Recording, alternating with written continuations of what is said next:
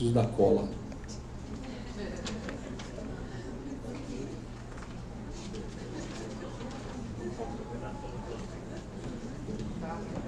Bem, a gente vai emendar porque a coisa tá boa, não tá, gente? Vamos combinar.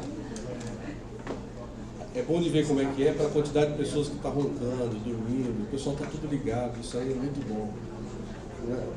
Palestra, simpósio, assim, a gente mede por isso. Não vi ainda ninguém pestanejando. Então, e logo depois do almoço, isso é um desafio, hein? As pessoas realmente conseguiram prender a nossa atenção.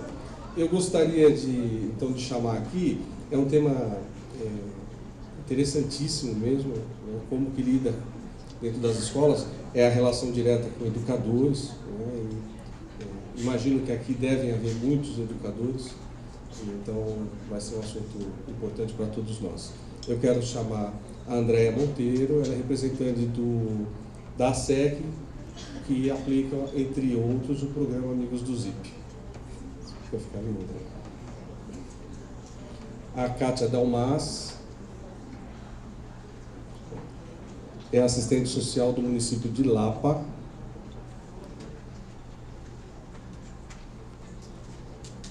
E o município ganhou o primeiro lugar da Mostra Nacional de Experiências Bem-Sucedidas em Epidemiologia, Prevenção, Controle de Doenças, promovido pelo Ministério da Saúde em 2017. Ela vai explicar qual é a relação disso com o que a gente vai estar falando. E a Carolina Queiroga Pianetti, da Secretaria Municipal de Educação da Prefeitura de Belo Horizonte. Quando a gente fica imaginando isso, a gente fica imaginando assim, educação, fica imaginando crianças e jovens, e já de algum tempo o nosso interesse vem muito focado na questão do aumento do suicídio, do bullying, do cyberbullying, da automutilação em crianças e jovens, e que preocupa todos nós, de todas as maneiras. Não só o CVV, mas todos os organismos que ficam cruzando com pessoas nessa faixa etária. Então, eu gostaria, se a Andréia quiser começar a falar, e aí a gente vem na sequência, tudo bem? Boa tarde, gente. É um prazer estar aqui hoje. Eu queria agradecer ao CVV pela oportunidade de a gente compartilhar um pouquinho do trabalho. Represento a Associação pela Saúde Emocional de Crianças, que a Mônica citou, porque a gente tem uma parceria recente aí com o Facebook, inclusive, né? E a ASEC, ela trabalha, na verdade, na capacitação de professores para programas internacionais de educação socioemocional, né? E a gente já tem aí uma história de mais de 10 anos aqui no Brasil. Então, comentar com vocês a ideia, então, a gente, nesse curto espaço de tempo, poder falar um pouquinho sobre o que pode levar as pessoas a pensar em suicídio, em comportamentos autodestrutivos, né?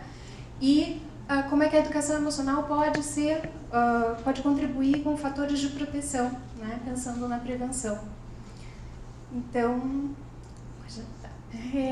vou compartilhar com vocês primeiro alguns dados que talvez sejam familiares da maior parte de vocês, mas o último relatório da Organização Mundial de Saúde de 2015, de prevenção do suicídio, fala sobre como o Brasil ficou entre os 17% dos países membros da organização que tiveram um aumento de mais de 10% na taxa de suicídio na faixa, né, entre 2000 e 2012, né? Então, na verdade, a gente, nesse período, caminhou um pouquinho na contramão da maior parte dos países, né, que teve um decréscimo ou que manteve as taxas. E um estudo de mapa da violência, né, que foi feito em São Paulo, acusou um aumento de 42% na taxa de suicídio entre jovens em São Paulo, né, que eu acho que é um dado bastante impactante e que fala justamente da necessidade da gente falar desse tema em todos os âmbitos, né, da sociedade. Então, pensando no que pode mover uma pessoa a pensar no suicídio, a gente entende que, na verdade, ninguém quer tirar a própria vida, né, mas quer se livrar do sofrimento. Então, a pessoa é levada a pensar nisso, pensando em, na verdade, matar o sofrimento. E aí, a gente pode entender isso, né? Que tipo de sofrimento, na verdade, é capaz de levar a pessoa a se sobrepor até o próprio instinto de sobrevivência. A gente está falando de sofrimento emocional. E como é que isso acontece, né? Pode passar. A gente, quando está diante de situações difíceis, a gente é sempre levado, movido também por sentimentos que a gente, dentro do contexto dos programas, a gente fala de sentimentos desagradáveis, né? E isso nos leva a ter que lidar tanto com a situação quanto com o sentimento em si. Pode. E aí, para lidar com isso, a gente tem duas formas. Ou a gente faz impulsivamente, que aí envolvem comportamentos de agressão, fuga, paralisia, ou a gente pode fazer escolhas, né? Só que para fazer escolhas, a gente precisa, na verdade, de recursos internos, que é o que as pessoas, quando estão diante de um sofrimento muito grande, não se sentem com recursos para lidar com, né? Pode passar, por favor. E aí, pensando do ponto de vista dos fatores de proteção, que são apontados, os principais fatores, a gente tem ali autoestima elevada, laços sociais, bem-estar e estratégias positivas de coping, que diz respeito justamente a essa capacidade da gente buscar, da gente ter escolhas, da gente conseguir encontrar estratégias, né? Desculpa, eu pedi só para a gente terminar de ler ali, não ter acesso fácil a meios letais também, acesso a serviços de saúde mental e razão para viver e espiritualidade. Eu grifei ali, né, deixei numa cor diferente, na verdade, esses 3 primeiros fatores, porque eles estão diretamente relacionados com habilidades socioemocionais. E aí, focando agora em estratégias, né, a gente pode pensar no quanto a educação emocional pode ser importante, porque ela traz recursos tanto para a gente poder pensar em identificação de sentimentos, reconhecimento, validação, entender que, ok, é natural eu estar me sentindo assim diante de uma situação difícil, quanto a gente ajudar as pessoas a desenvolverem escolhas positivas, né? Terem essa capacidade de buscar escolhas, buscar opções para poder ter escolhas. Como que isso acontece daí, né?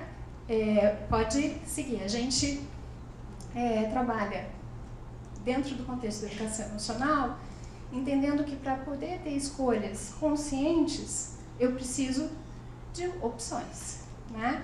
E para isso, a gente, na verdade, dentro do contexto dos programas, a gente chama essas opções, na verdade, de estratégias, e eu preciso daí de uma habilidade muito fundamental, que é a habilidade de criar estratégias.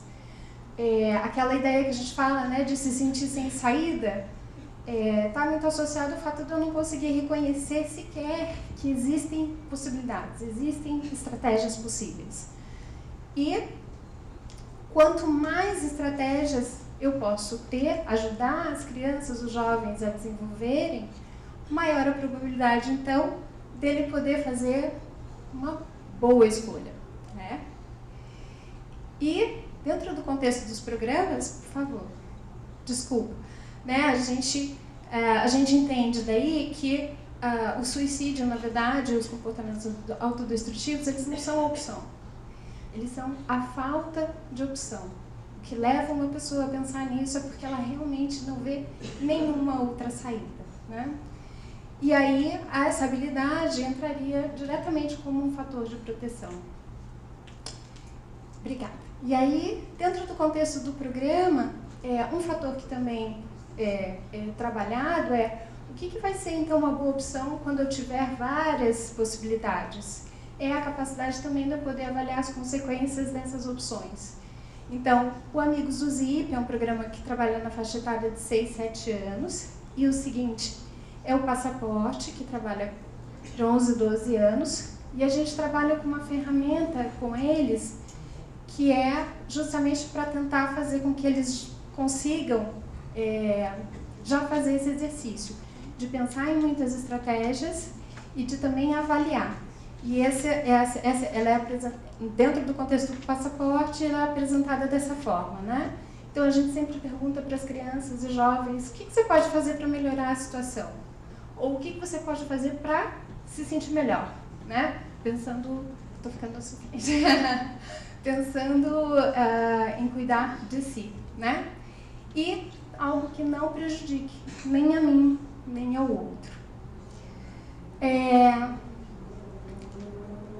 O interessante é que essas estratégias, o fato da gente fortalecer as crianças e jovens com relação a essas estratégias, também impacta diretamente na capacidade, né, dele se sentir, na possibilidade dele se sentir capaz de lidar com as dificuldades de uma forma mais geral, que impacta na autoestima, né?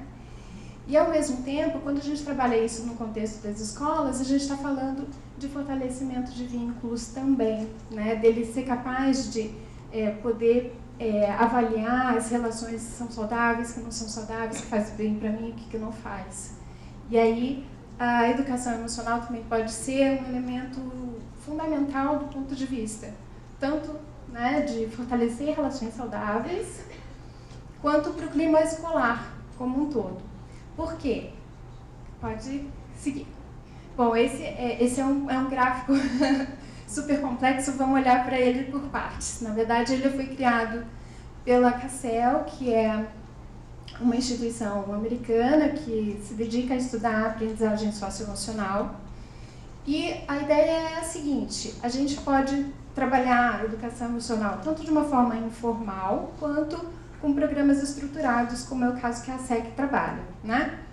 E aí eles comprovaram que programas que têm uma sequência, né, com relação às habilidades que são trabalhadas, que trabalham com pedagogias ativas, fazem as crianças refletirem, ensinarem tudo, né?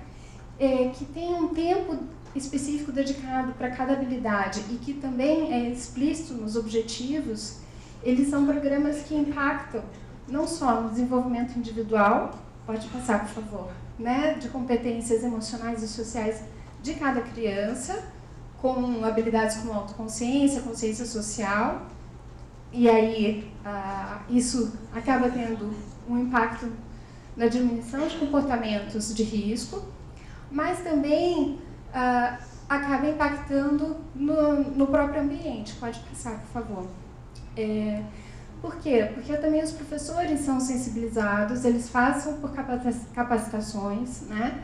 E acabam sendo incentivados a serem facilitadores, o que acaba proporcionando também ambientes de aprendizagem mais participativos, cooperativos, afetuosos, inclusive. Os professores falam muito de como o vínculo se aproxima quando você começa a falar e dá espaço de fala também para as crianças e para os jovens, né? E também um ambiente que não valoriza o erro, não foca no erro nem nada, mas ao contrário, que vai valorizar as competências e vai reforçar os comportamentos positivos nas crianças. Isso tudo junto, pode seguir, por favor, acaba impactando numa maior ligação, uma maior sensação de pertencimento na escola, né? Então a gente está falando, na verdade, de clima emocional, tanto de sala de aula como na escola como um todo, dependendo, né, do número de profissionais envolvidos e alinhados com essa perspectiva de educação emocional, que tem impacto no desempenho acadêmico. Pode passar para mim. Então, pode passar, por favor. A gente tem, né, essa citação, né, que fala da aprender habilidades sociais e emocionais é semelhante a aprender outras habilidades acadêmicas, e isso eu acho que é algo muito importante também, né, a gente poder considerar que, assim como as habilidades acadêmicas, habilidades sociais e emocionais também são algo que a gente pode aprender, né, e que são fundamentais para a nossa vida como um todo, tanto quanto as cognitivas, né. O que eu queria chamar a atenção daí é que a gente fala lá, o gráfico da CACEL, ele fala sobre como essa questão do clima escolar tem impacto no desempenho acadêmico das crianças, mas a gente sabe também que isso traz tantos outros benefícios. Então, a gente, quando trabalha com educação emocional, a gente não está falando necessariamente de prevenção do suicídio, prevenção ao uso de drogas, prevenção à gravidez precoce, mas o que a gente quer é justamente fortalecer as crianças e jovens para que eles possam ter recursos para lidar com dificuldade de uma forma geral. Mas ainda assim, quando a gente olha lá para as recomendações às escolas da Organização Mundial da Saúde, né, no manual que eles têm específico para professores e educadores, a maior parte das recomendações está justamente relacionada ao clima emocional, né? Então, eles falam assegurar o bem-estar e o equilíbrio de professores, promover a autoestima positiva, promover a expressão emocional, prevenir comportamento desafiador, estabelecer comunicação, né, entre os funcionários e os estudantes, né? Que para a gente é um indicador de que sim, a escola é um lugar muito privilegiado para a gente pensar em promoção e prevenção do suicídio também, né? Eu acho que eu estourei meu tempo. Era isso, gente. Obrigada. Ok. A gente vai ter um tempinho depois para fazer um comentário. Sim. Vamos lá. Boa tarde a todos. É um imenso prazer estar aqui. Eu estava conversando com a Adriana e sentir-se no meio de pessoas tão vocacionadas e ao mesmo tempo inspiradoras, como foi a primeira mesa, faz ter certeza que a gente está no caminho certo. Como eu cheguei no ZIP? Eu atuei durante 14 anos na área de saúde mental. Trabalhei em 2 hospitais psiquiátricos, CAPS 1, 2, AD e Hospital DI. Durante 8 anos estive à direção de saúde mental do município da Lapa e como gestora, a gente tem a tarefa, além de planejar, executar e avaliar, o cuidado de fazer diferença com aquilo que a gente trabalha.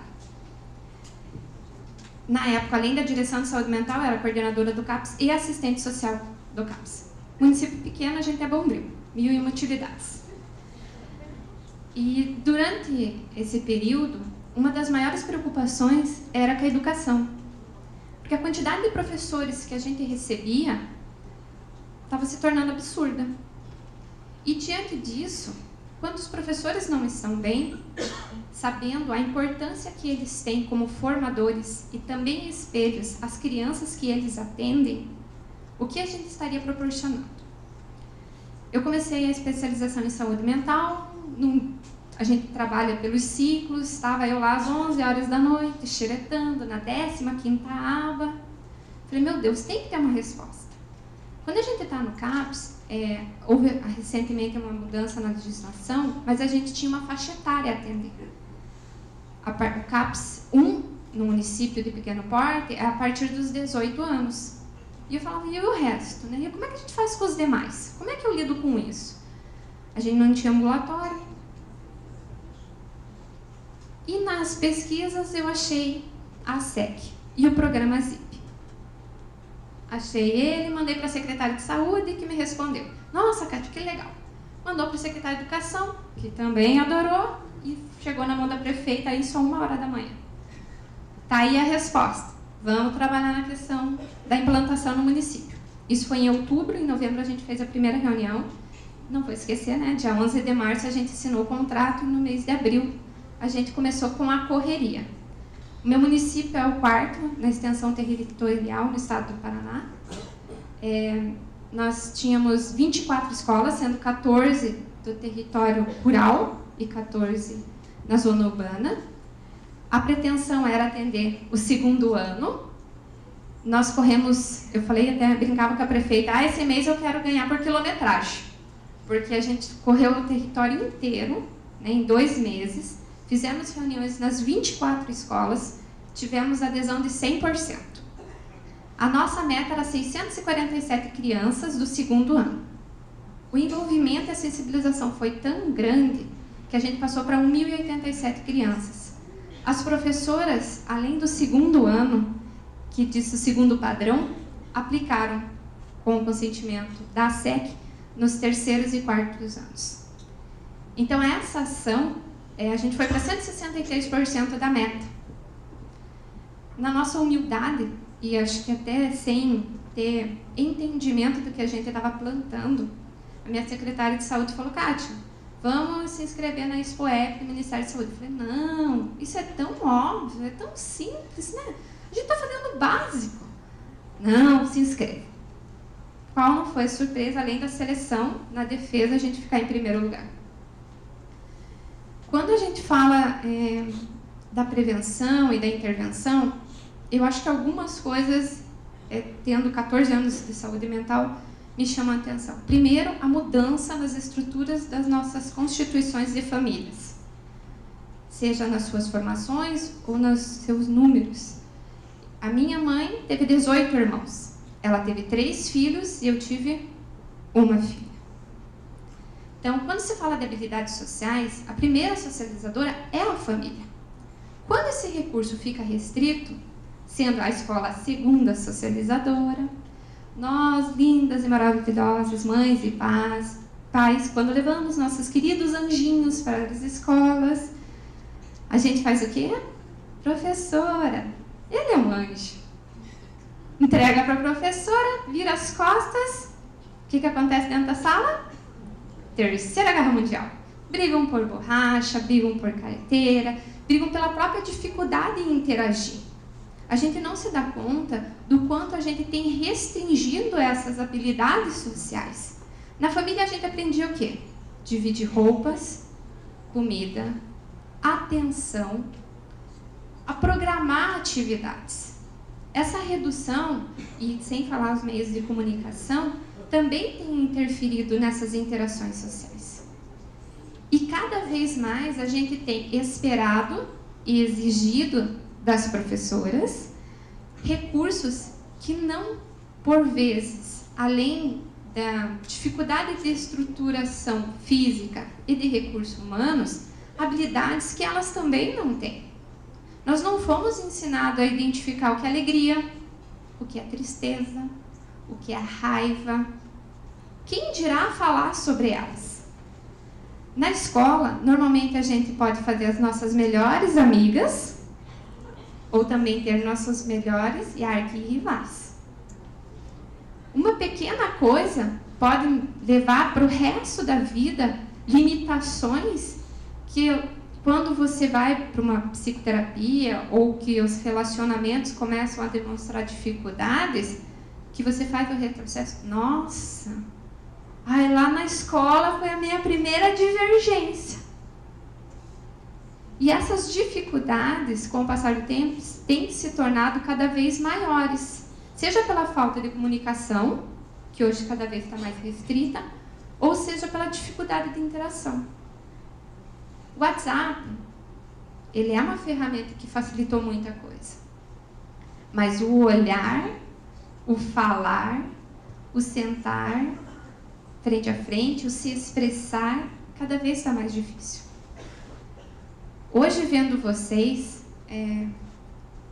e me dando conta de que a vocação de vocês é, além de um dom, uma missão, porque vocês se doam espontaneamente. A preparação que vocês têm, que eu estava conversando com a Adriana, ela contando das formações de vocês, eu levo como missão a tarefa de implantar o CCV comunitário no município. Porque não...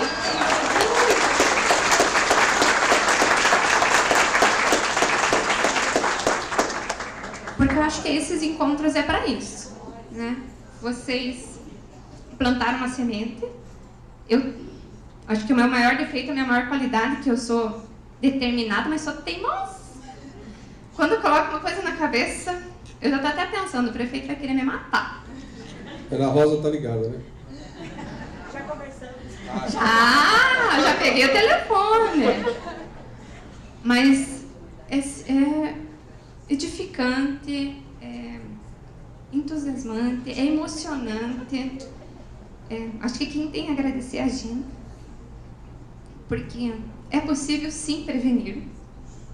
A gente faz diferença sim na vida das pessoas. a nossa rede é significativa, sim. Acho que não é só acreditar. A primeira mesa hoje de manhã me acabou. Vendo vocês falarem do desprendimento, da humildade, do espírito do cuidado, dessa doação, eu acho que é isso que está faltando na nossa sociedade. Olhar para o outro, seja ele quem for. Tem uma psicóloga que ela vive me puxando a orelha porque eu digo: oi, como você tá? Gente, eu sempre chego atrasada. Sempre. Eu não consigo passar direto porque a gente precisa saber com quem a gente está falando. E às vezes esse tempinho que você ficou, que parece nada, alivia tantos corações, faz tanta diferença. Então, muito obrigada pela oportunidade de estar com vocês hoje. Quem tem que agradecer sou eu. Maravilha. Boa tarde a todos. Bom, eu gostei de como veio, né, as mesas, porque agora eu vou apresentar para vocês esses sujeitos que acessam as mídias, esses sujeitos para os quais os programas são criados, né, os nossos estudantes. Eu fiz um recorte desse sujeito que a prefeitura atende, que é do ensino fundamental. Então, eu vou falar um pouco desses pré-adolescentes e adolescentes, e optei por não falar sobre o corpo de professores, que você até citou, né, que é um corpo de pessoas que também precisam muito de ajuda, mas não dava tempo, né? Então, quem é esse sujeito que decide morrer? Essas imagens que vão passar aqui, gente, foi de um projeto que a gente fez 2014 na Secretaria de Educação, em que nós atendemos 15 meninas, é um pouco, né, diante do universo de estudantes que a gente tem, meninas em situação de risco, vários tipos de situação de risco, e dentre as situações, o risco de se matar, de autoextermínio, de suicídio. A gente tinha uma menina que já tinha tido 2 ou 3 tentativas. Durante todo esse período, a gente conversou, nós fizemos alguns encontros com elas, chamamos de Papo de Meninas, onde elas podiam dizer tudo que elas queriam dizer, sem assim, ter medo de nada. Foi bastante interessante, mas a gente tem que lembrar que, no contexto de políticas públicas, às vezes começa, às vezes a gente não consegue a continuidade, né, e a gente vai se esforçando para poder manter. Na Secretaria de Educação, a gente tem um programa, ele iniciou, chamava Rede pela Paz, que trabalhava com crime escolar, né, com a violência dentro das escolas, com o bullying. Hoje ele chama Clima Laboratório. Cadê a Paula? Eu não estou lembrando o jeito como que chama hoje esse setor, mas o fato é que ele está lá com a mesma função, né? Então, esse sujeito que decide morrer é um sujeito que ele vai dizer muito dele para a gente, mas ele está dizendo também de uma época que ele não vai viver. Ele está dizendo dessa época que ele não vai viver. Eu acho que é importante a gente pensar nisso, esse sujeito que desiste, né? Porque a gente pensa assim que toda tentativa, todo dizer, né, de que eu não quero mais estar aqui, eu não quero mais estar na vida, a gente tem que ouvir isso. Há muitas que são de direcionamento, muitos são pedido de socorro, isso que a gente tenta ouvir, né? Um pedido de socorro eu posso intervir sim, mas aquele sujeito que decide, eu acho que pela experiência de vocês, quem sou eu para dizer, então por isso eu vou dizer eu acho, aquele que decide, ele decide, né? Então, aí não tem muito como mais a gente intervir. Mas a maioria deles tem, né, que são aqueles que estão pedindo socorro através desses vários atos que os nossos meninos dentro da escola, eles nos dizem de várias formas. A escola é uma instituição hoje que está com esses meninos 5 vezes na semana. Hoje, aqui em Belo Horizonte, a gente tem o programa Escola Integrada, que é o programa que amplia esse tempo dos meninos na escola. Então, a gente está 5 vezes por semana com eles, quase 9 horas por dia. Então, eles estão vivendo tudo hoje dentro da escola. A gente está dizendo de meninos que muitas vezes vêm de lugares em que eles não têm opção de lazer, e é dentro da escola que eles vão fazer todos os laços dele, os dos melhores amigos, os dos inimigos, né? Onde eles vão jogar a bola deles, onde eles vão ter essa interação, porque antigamente a rua era um lugar muito bacana, né? A gente podia usufruir dela. Hoje não dá mais. Hoje é difícil usufruir da rua, né? Em todos os cantos. Então esses meninos estão usufruindo na escola. Né? Então, a gente tem depoimentos de meninos que dizem assim: eu adoro ir para a escola, são aqueles que vão, a professora fica louca, eles não faltam nem um dia, mas eles não têm nenhum desejo do saber escolar. O desejo deles é de outra ordem, né? É de outra ordem. E a gente tem que, nós estamos vivendo, nós professores, um momento em que a gente tem que mudar um paradigma que vem mais lá do século XIX, de escola. Então, nós temos uma escola do século XIX, são os professores do século XX, com alunos do século XXI. Então, é uma escola que vai trazer para a gente um grande desafio, né? Bom, pode passar.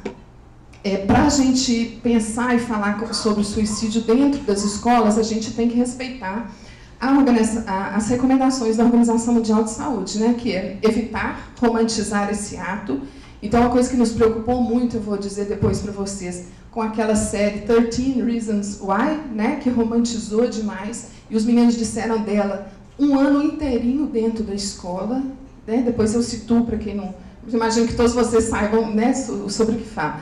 Evitar retratar o suicídio como a única resposta aceitável. Então, nós escutamos, durante o trabalho com os meninos, dizendo assim, era a única forma que ela tinha de fazer. Ela não tinha outra saída. Então, a pergunta, por que esses meninos estão entendendo, né, o suicídio como a única forma? Cadê as outras formas possíveis, né, que nós talvez tenhamos entendido na nossa época? Cadê? Onde que estão essas formas?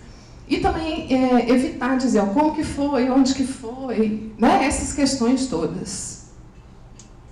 Bom, então, que tempo é esse que a gente está falando do século XXI, que a gente tem que se apropriar dele? Então, lembrando, são todas as fotos do projeto. O projeto foi feito em modalidades de roda de conversa e oficinas. Essa aqui foi uma oficina do corpo. Nós chamamos uma professora da universidade, ela é psicopedagoga, então ela fez uma questão de conhecimento do próprio corpo das meninas. Tá? Então, era nosso grupo de meninas. Dessas, teve uma só que não deu conta e não foi até o final do projeto. Bom, a convocação hoje, primeira, né, do que a gente vive, é a convocação da exibição. A gente está convocado a se exibir nas redes todas.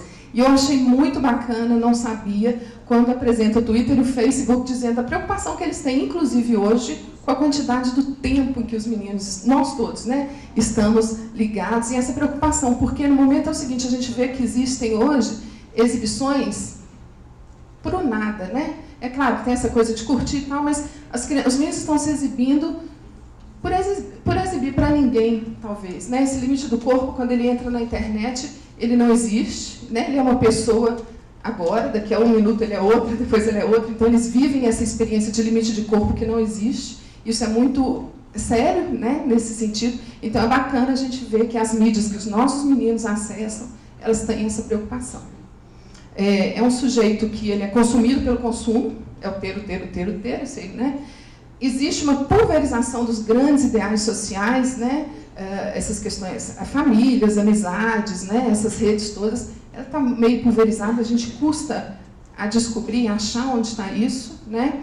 E a sociedade, ela é regida por uma lógica. Você tem um prazer que é individual, então ele é seu. É o seu prazer, né? E é uma satisfação que é imediata, gente. Então, a gente está em sala de aula, quando eu digo que eu vou falar de alguma coisa, bom, eu não estou mais em sala de aula, mas que no momento eu estou na secretaria, mas quando a gente vai dizer que vai falar de alguma coisa, ele já tem todas as informações nas mãos, né? Já está tudo lá. Então, eu vou dizer muitas vezes de uma coisa que está ali, né? Eles já estão no celular, já está com tudo na mão. Então, esses adolescentes, em algum dos momentos a gente se deparava com os meninos dessa forma, né? A gente pode dizer, a adolescência ela tem isso, né? Às vezes de se isolar e tal, apesar de querer estar no grupo, mas muitas vezes eles estavam assim e eles ficavam um pouco inacessíveis, né? E como acessar esse inacessível? Bom, então o adolescente, só rapidamente, ele passa por um luto daquele corpo infantil, que é o luto que ele tinha, essa citação não é minha, tá? O luto daquele corpo infantil que ele vai mudar, a puberdade vem, a adolescência ela começa com a puberdade, são coisas diferentes, né? Mas ela começa com a puberdade. Então tem aquele corpo que era, né, o corpo infantil, ele está totalmente modificado. O luto pela identidade do papel infantil, se a criança, seus pais, né, meu filhinho isso, quando a criança começa a virar adolescente, agora você tem isso, você tem funções, você tem, né, menos proteção dos pais, essas questões todas. Isso também, e o luto pelos pais da infância, que é esse pai que já não está mais te dando toda aquela atenção, porque já está te preparando para caminhar para o mundo, né? Então, ele experimenta de forma radical esse desamparo, foi o que eu disse anteriormente, né, desses ideais que estão pulverizados, e a sociedade, para ele, hoje, oferece os laços mais frágeis, mais transitórios, né? Então, as coisas ficam mais pulverizadas mesmo. Bom, então, aí a gente vai falar das nossas escolas. Então, esses meninos, eles estão lá dentro, eles estão com professores o tempo todo, muitas vezes 9 horas por dia. Então, as nossas escolas, elas são, a sociedade, ela diz sim, a escola é importante, tanto é que hoje, a partir de 4 anos, as crianças têm que estar dentro da escola, né? Sim, a escola é importante e todo mundo acha que, ok, vamos colocar dentro da escola. Então, ela é legitimada por nós. Esse espaço ele é legitimado e o menino está lá dentro. É um espaço de proteção, pode passar. Tá vendo? Tem um respaldo social de ser um segundo momento nosso de socialização. Hoje, os meninos, nós temos as UMEIs na prefeitura, onde os meninos entram com 4 meses, né? 4 meses a gente tem os berçários, estão muito bem organizados, muito bem pensados, mas com 4 meses eles estão lá. Então, muitas vezes, a primeira socialização deles vai ser lá na UMEI mesmo, né? É um espaço de proteção social, então, dentro dos muros da escola, os meninos, eles estão protegidos. Até pouco tempo, nós tínhamos guardas municipais nas escolas, o que é um debate que a gente não vai falar aqui, que muita gente concorda, muita gente não concorda, mas, enfim, como eu disse para vocês, a rua hoje não é segura, esses meninos, eles estão lá dentro, não faltam, embora não desejem esse saber que a gente tem para oferecer. E é um espaço de direito garantido. Hoje, a partir dos 4 anos, toda criança de 4 a 17 anos, ela precisa estar dentro da escola, sob pais ou responsáveis terem algum tipo de sanção, né, da lei, do conselho tutelar, enfim. Mas acontece que aí nessa escola, é a primeira vez que a gente vai se deparar com contradições, com frustrações, com várias coisas. Então, começa aí aquela primeira vivência nossa com a frustração, com aquilo que a gente, muitas vezes, em casa não tinha, né? Então, é um recinto que a gente acha, porque, como a Mesa está dizendo aqui, né, como a escola, a educação, ela pode fazer nessa prevenção, não sei se a palavra é essa, com as crianças, do suicídio. Então, quer dizer, o primeiro momento onde o diálogo de dizer sim, existem frustrações, sim, isso não pode acontecer, é onde tem que acontecer na escola, assim, sem medo, né, de que os meninos eles estejam, nossa senhora, a gente tem que tratar de uma forma ou outra, não. É ali que vai acontecer essas primeiras questões. E dentro dessas frustrações, gente, a gente tem muito a questão, fizemos o trabalho também com o bullying. O bullying, antigamente, que muita gente escuta muito assim, né? Gente, na minha época eu sofri bullying também, nem por isso eu ou matei outras pessoas ou me matei. Mas o bullying, antigamente, ele ficava nos muros da escola. Você ia para casa, acabou. Às vezes você trocava de escola, resolvia o problema. Hoje o bullying ele vai para as redes sociais. E se você trocou de escola, rapidamente os meninos sabem o que aconteceu, quem é você e tal. Então, ele atormenta as pessoas o tempo inteiro. Realmente, ele é uma questão que a gente tem que pensar, e a gente pensa isso muito dentro da escola. Bom, e aí eu peguei 2 depoimentos, vários, mas eu separei 2, de pessoas sobre a escola. A Júlia, uma mulher trans, adulta hoje, e ela estava dizendo para a gente, durante toda essa transformação dela, o tanto de violência que ela sofreu. Né? Mudar o nome, ter que, né, passar por todos os cartórios para que, né, mudasse o nome do masculino para o feminino, todo mundo olhando, né, quando chega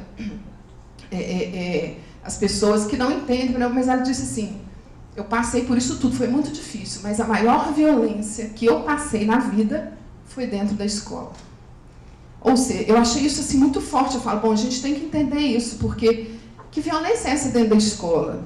Né? É dos colegas, é da instituição, que violência é essa? Né? Então a escola tem que pensar sobre isso, ela disse, porque se a gente pensar na trajetória dela, eu estou pensando assim, porque eu a ouvi, mas contei rapidamente para vocês, ela passou por muita violência. Então, ela dizendo assim, para trocar o nome dela, ela teve que passar por 4 cartórios. E 4 cartórios, ela teve que ficar cara a cara e dizer, esse era meu nome quando eu nasci, né, do gênero masculino, mas eu me entendo hoje como Júlia. Mas a violência dela mesmo, a que mais marcou, foi dentro da escola. E um outro que eu peguei, um outro depoimento junto, né, das meninas, elas estavam até escrevendo e tal, ela falou assim, eu adoro ir na escola. Adoro. Ela falou, o melhor lugar, eu perguntei para elas, né, qual que é o melhor lugar para vocês? Foi uma escola do Barreiro. Ela disse assim, Barreiro, bairro aqui de Belo Horizonte, ela disse assim, eu adoro ir para a escola, mas é muito chato eu ter que assistir aula. Eu não tenho interesse no que eles ensinam. Então, assim, eu acho que nós, professores, a gente está começando a repensar.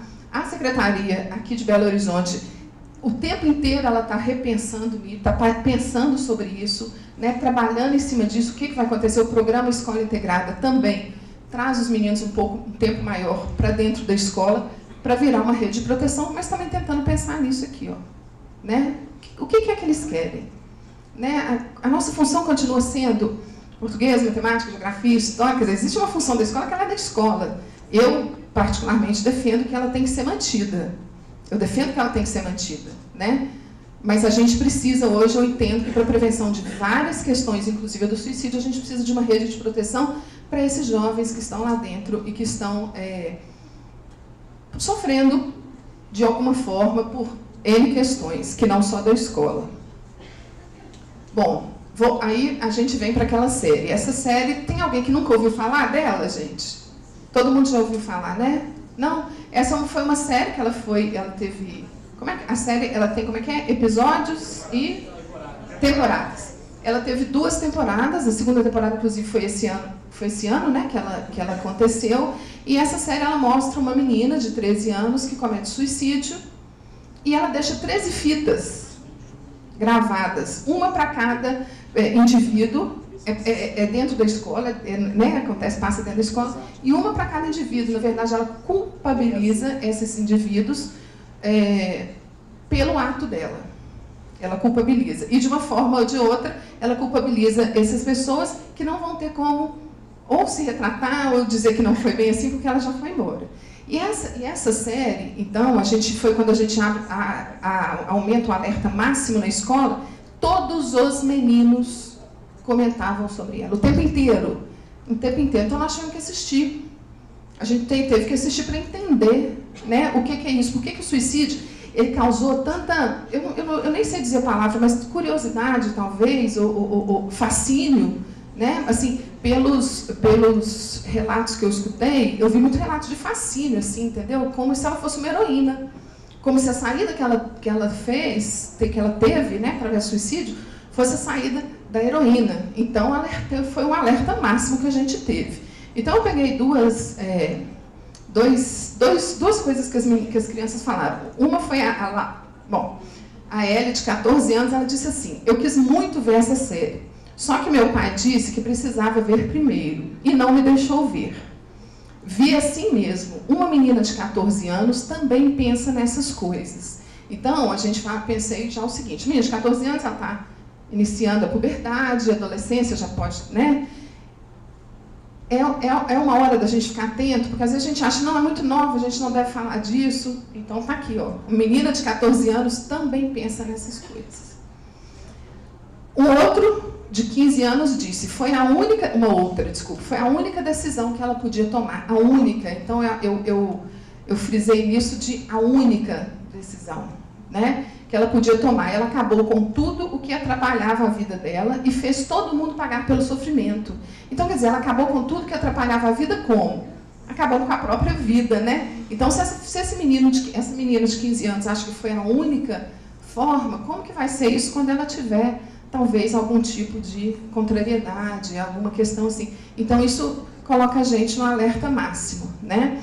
Então, gente, a gente pensa em prevenção de suicídio, em conversa de suicídio nas escolas, a gente ainda está caminhando e pensando como que isso pode acontecer. Conversando com professores, eu conversei com uma professora que ela disse que ela tirou os últimos inicialmente, os últimos 5 minutinhos da aula dela, ela disse para mim, não, ela era professora de história, eu só dou 50 minutos, eu não posso perder, tirei 5 minutos para os meninos, era um cantinho do desabafo. O menino vinha e podia falar 5 minutos para a turma. Ela disse que no primeiro dia ela não veio ninguém, e ela foi então, e ela disse da vida dela, e que hoje ela não consegue, ela precisa de um dia inteiro das aulas dela para que haja esse canto do desabafo. Então, eu acho que assim, fica muito claro que os meninos eles precisam, a escola ela tem que abrir um leque para escuta. Lembrando que nós, professores, nós não fomos treinados, capacitados para determinadas situações, por isso a gente precisa da rede, né? Então, quando eu vejo as mídias, os programas, né, todo mundo pensando sobre isso, eu acho que é por aí mesmo, né? Eu acho que é aí que a gente vai conseguir conversar e pensar sobre isso, porque os meninos estão lá todos na escola, né? Por lei, querendo ou não, eles estão lá dentro até os 17 anos. Então é muito importante mesmo essa rede de proteção que é criada, e num lugar como esse, assim, né?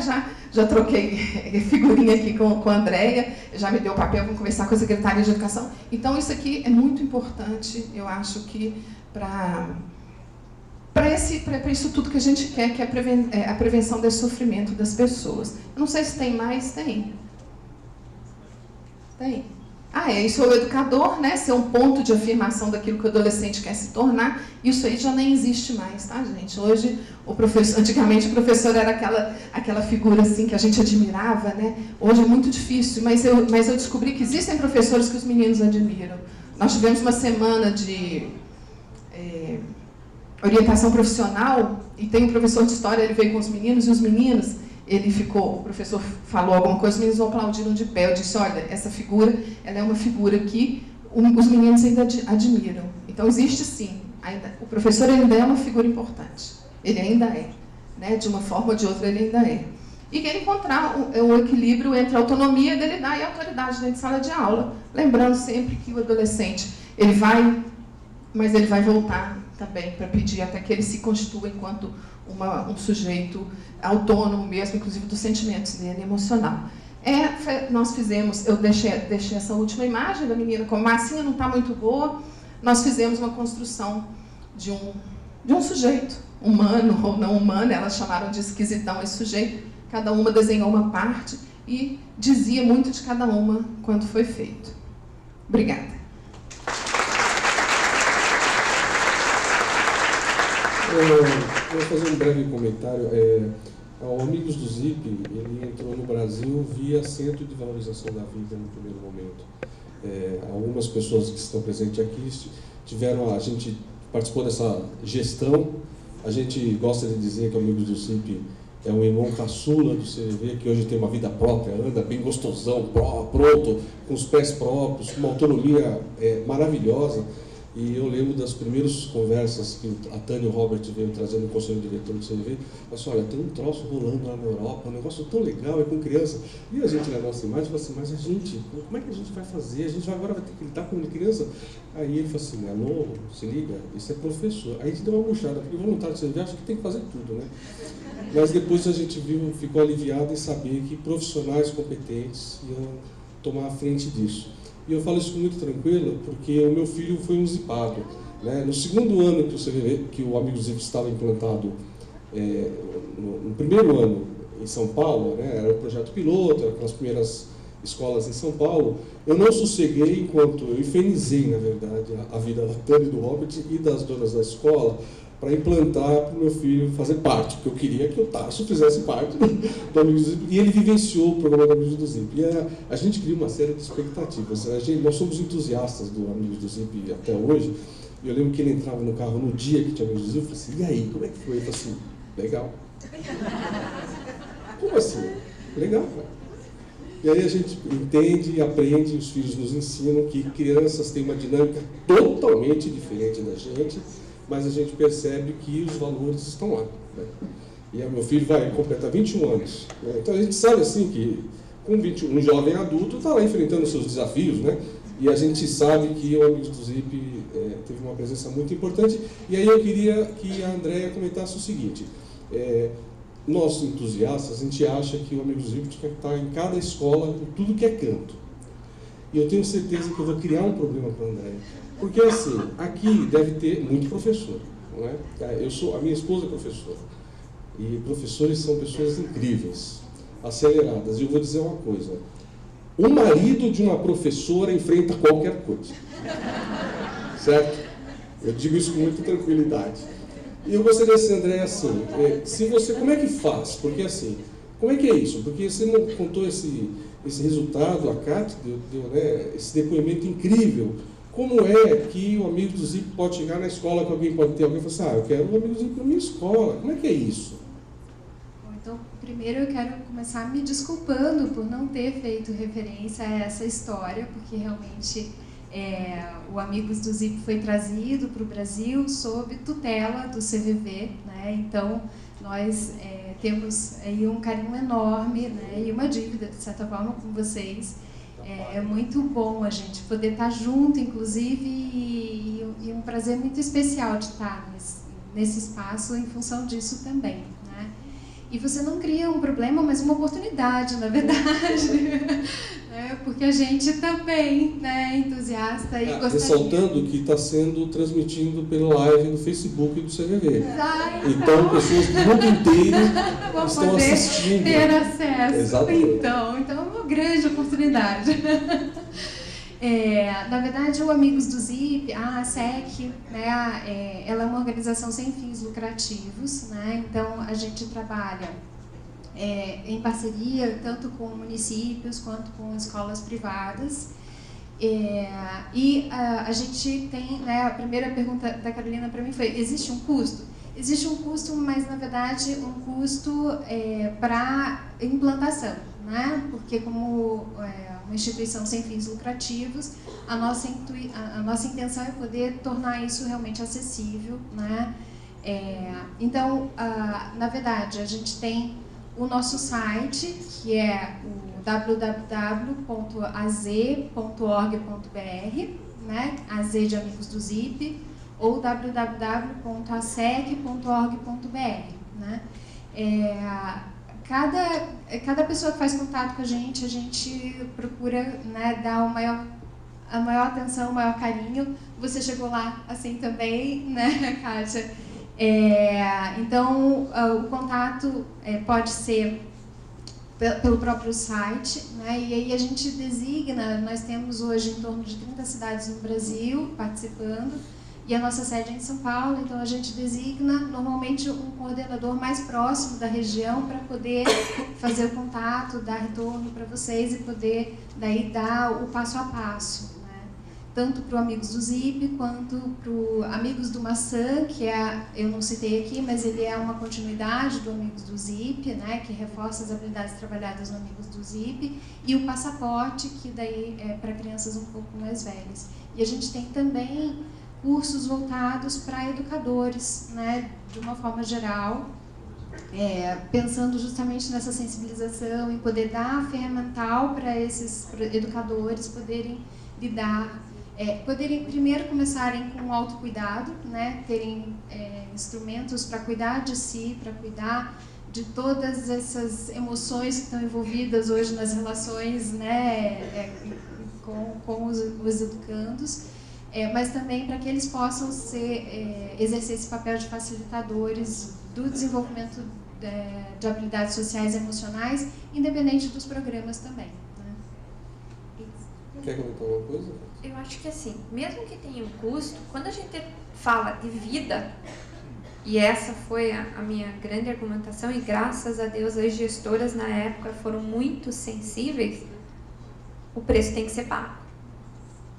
E eu acho que, quanto gestores, hoje eu ainda estou como presidente do CMTA, que é Conselho Municipal dos Direitos da Criança, quando a gente vai para as construções dos planos decenais e para os planos da criança, são esses os momentos de a gente se fazer ouvir.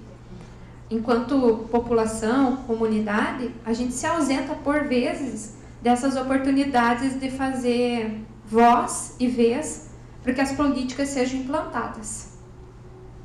Então, são nessas reuniões, quando a gente vê esses resultados e quando existem recursos, no ano que a gente fez a aplicação, pela parceria que a gente teve, ela vai querer me matar, que a gente teve uns alunos a mais que não foram cobrados, saiu R$135 por criança.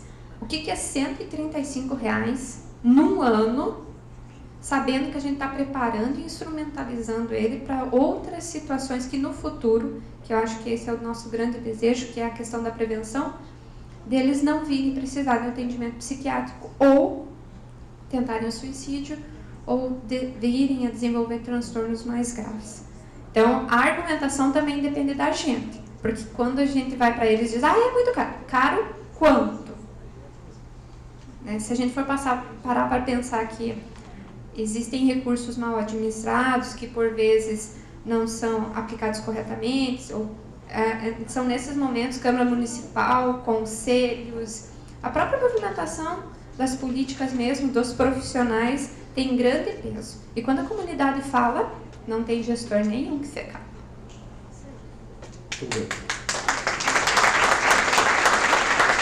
Gostaria de ler o comentário da Carolina e depois a gente vai encerrar para as considerações finais. A gente vai ter um intervalo. Que é uma curiosidade minha, imagino que seja uma curiosidade de muitos, né? É a curiosidade porque eu estou ali, né, do ladinho da área de educação, eu não tenho competência, mas a gente resvala. Professores têm uma carga natural de um monte de coisa para fazer na sala de aula. Aí você chega lá e fala assim, olha, a gente vai ter que fazer mais isso. Entende o que eu digo? Como é que você lidou com isso? Porque é uma rede que inclui quantos professores, né, do Belo Horizonte? E como você lidou com isso? Porque imagino que resistência sempre tem. Fala assim, não, pelo amor de Deus, mais isso vou ter que fazer? Mais vou ter que prestar atenção mais nisso? Como é que você venceu isso? Porque você já está mostrando resultados, as coisas estão funcionando.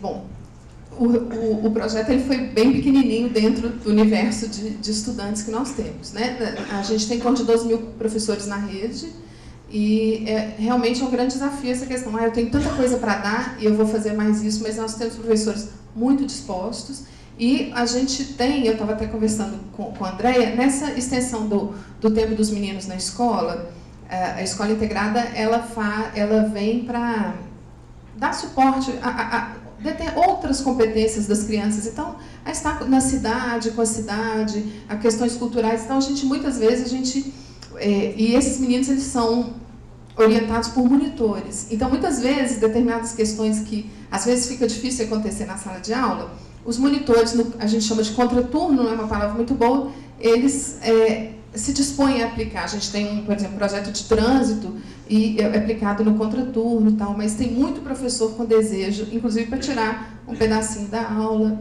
para estar com esses meninos e escutar dessa forma. Suas considerações finais? Bom, eu queria agradecer e dizer, sim, que eu acho que essa rede mesmo de proteção, eu acredito nisso, eu falo muito nisso, porque quando a gente está dentro de sala de aula e a gente está com esses meninos o dia inteiro, com todas as demandas, e a gente pensa, não, eu vou enlouquecer, ou eu não vou conseguir fazer, porque a gente está lá dentro, a gente vê muito sofrimento, não só muita bagunça, mas muito sofrimento também. E a gente saber que tem uma rede de pessoas, né, para ajudar, no caso, os meninos, assim, é muito gratificante. Então, eu agradeço muito a oportunidade de estar aqui com vocês.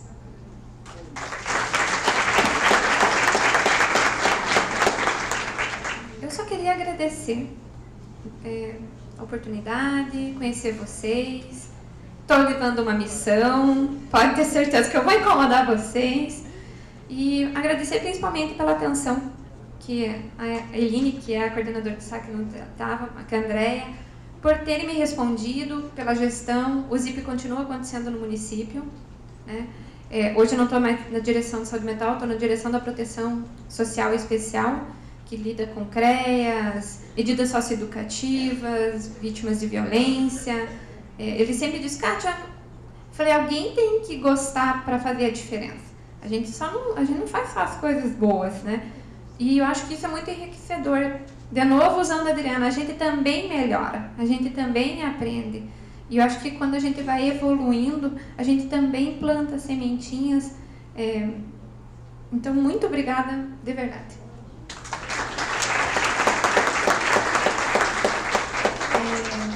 Eu queria compartilhar que, pessoalmente, para mim, foi um prazer enorme estar junto de vocês, porque a gente se refere muitas vezes à SEC, na SEC, né, ao CVV, ao jeito né, de acolher do CVV. A gente tem algumas referências trazidas do CVV e foi uma delícia poder estar entre vocês e reconhecer essa raiz, né, da SEC, nessa acolhida que é geral aqui. É uma delícia poder estar junto e fico muito feliz que a gente tenha conseguido trazer um pouquinho disso também para a SEC, mas ao mesmo tempo encantadíssima, né, de poder ver, além de ouvir, né, tanto falar de vocês, ver o quanto realmente vocês estão inteiros nisso e o que o trabalho de vocês é realmente maravilhoso, assim, né? Então, gratidão por estar aqui com vocês hoje. Agradecendo, a gente vai ter um breve intervalo agora, 4h15 nós voltamos, tudo bem? Muito obrigado.